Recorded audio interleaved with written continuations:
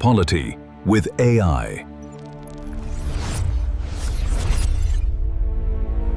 अधिकार है कि आप अपने अधिकारों की रक्षा के लिए सीधे सर्वोच्च अदालत का दरवाजा खटखटा सकें। अरे वाह, ये तो अधिकारों का असली इंजन हुआ ना। एकदम। और सुप्रीम कोर्ट सिर्फ शिकायत नहीं सुनता, बल्कि अनुच्छेद 32(2) के तहत उसे कुछ बहुत ही विशेष शक्तियां दी गई हैं, जिन्हें रिट कहा जाता है। हाँ, रिट्स। मतलब इन रिट्स के नाम सुनने में ना किसी प्राचीन लैटिन जादू या मंत्र जैसे लगते हैं, जैसे बंदी प्रत्यक्षीकरण, परमादेश, प्रतिषेध, अधिकार पृच्छा और उत्प्रेषण। हाँ, नाम थोड़े भारी जरूर हैं। बिल्कुल, नाम भले ही पुराने हों, लेकिन इनके काम करने का तरीका बहुत ही आधुनिक और शक्तिशाली है। यहाँ जो सबसे आकर्षक बात है वो ये है कि ये पांचों रिट अलग-अलग परिस्थितियों के लिए तैयार किए गए एकदम विशिष्ट हथियार हैं। अच्छा, जैसे कि बंदी प्रत्यक्षीकरण या हेबियस कॉर्पस को ही लें। इसका शाब्दिक अर्थ है शरीर को प्रस्तुत करना।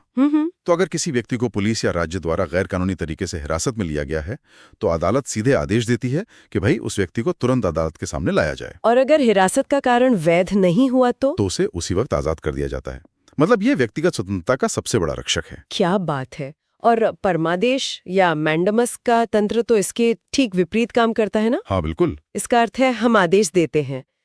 मुझे लगता है इसका इस्तेमाल तब होता है जब कोई सरकारी अधिकारी या सार्वजनिक संस्था अपना कानूनी कर्तव्य निभाने से इनकार कर दे। एकदम सही कह रहे हैं आप। मान लीजिए कोई अधिकारी किसी योग्य व्यक्ति का लाइसेंस जानबूझकर नहीं बना रहा है, या कोई संस्था अपना काम रोक के बैठी है। हाँ। तो सुप्रीम कोर्ट सीधे उस संस्था को अपना काम करने का परमादेश जारी कर सकता है ना? हाँ, बिल्कुल।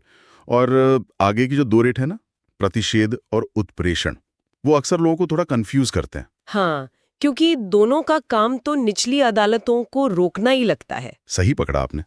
दोनों का संबंध निचली अदालतों या न्यायिक निकायों से ही है। प्रतिषेध का मतलब है रोकना। जब कोई निचली अदालत किसी ऐसे मामले की सुनवाई कर रही होती है जो उसके अधिकार क्षेत्र में आता ही नहीं है, तो सुप्रीम कोर्ट उसे बीच में ही रोकने के लिए प्रतिषेध रिट जारी करता है।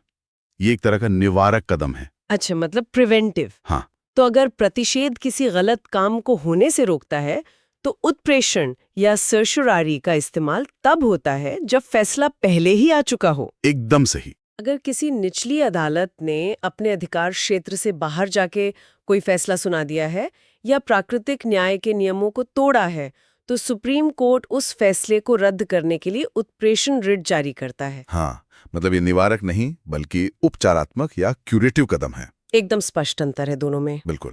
और जो आखिरी रिट है, अधिकार पृच्छा या क्वो वोरेंटो, जी, उसका अर्थ है किस अधिकार से। अच्छा, ये कब इस्तेमाल होता है? ये तब जारी किया जाता है जब कोई व्यक्ति किसी ऐसे सार्वजनिक पद पर बैठ जाता है जिसके लिए वो कानूनी रूप से योग्य ही नहीं है। अरे, अदालत उस व्यक्ति से पूछती है कि भाई आप किस अधिकार के तहत उस पद का उपयोग कर रहे हैं। जी।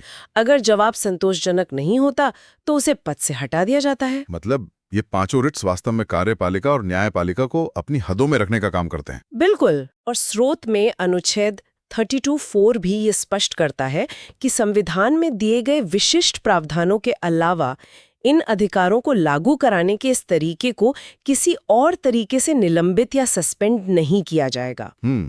लेकिन यहाँ एक और दिलचस्प ऐतिहासिक पेच है। अच्छा, वो क्या?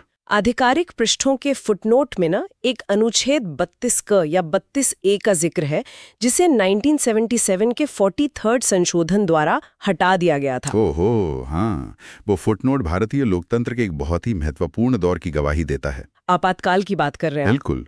इमरजेंसी के दौरान 1976 में 42nd संशोधन के जरिए ये अनुच्छेद 32(a) संविधान में जोड़ा गया था। इसका मकसद क्या था? इसका सीधा मकसद ये था कि सुप्रीम कोर्ट अनुच्छेद 32 के तहत राज्य के कानूनों की संवैधानिक वैधता की जांच ना कर सके। बाप रे। हाँ, मतलब ये न्यायपालिका की शक्ति को सीमित करने और अधिकारों की रक्षा के इस अलार्म सिस्टम की तारे काटने का एक सीधा प्रयास था। लेकिन फिर